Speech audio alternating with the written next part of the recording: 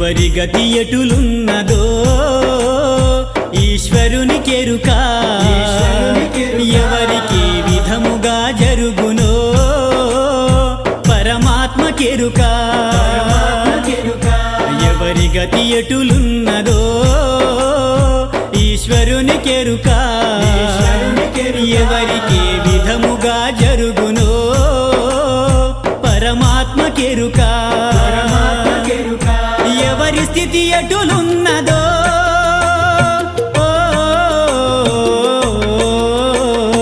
ఎగసి ఎగసి పడుటే కాని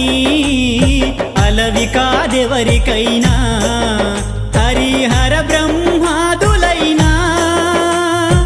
అనుభవించక తీరదు